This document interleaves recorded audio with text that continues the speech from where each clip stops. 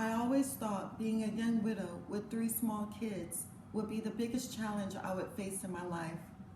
Then last year, the world closed down with COVID, but I pushed on to take care of my kids, Ubering to supplement my income 10 to 12 hours after teaching my students online. And even though COVID cases were steadily increasing in my area, when December came, I felt a sigh of relief.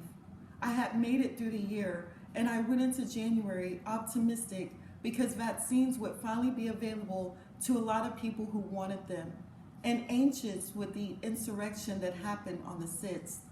Still, my birthday was that Saturday, and even though I wouldn't be able to be with all of my family, it would be a great day. The day after my birthday, my brother was murdered by an overzealous cop on a power trip.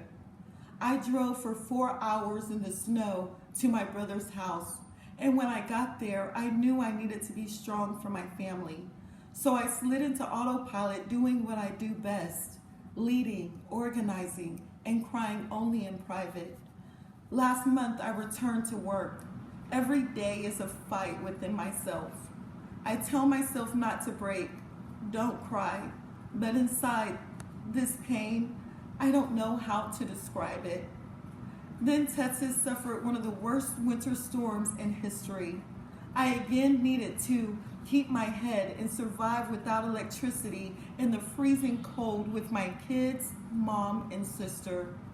Finally, the lights came back on, and again I returned to work.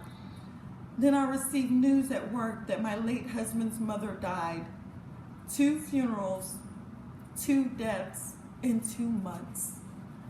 I am acutely aware of how important mental health is. My brother was murdered on January 10th, the day after my birthday, by a Killeen police officer on a mental health call. I've always been able to take anything the universe has thrown at me, from my house catching on fire, then my husband dying, and losing my father. Standing on the Most High's word has always gotten me through. This time just feels different. I know God hears me. There is so many suffering right now. Mental health is so important. I feel overwhelmed and mentally drained, just tired.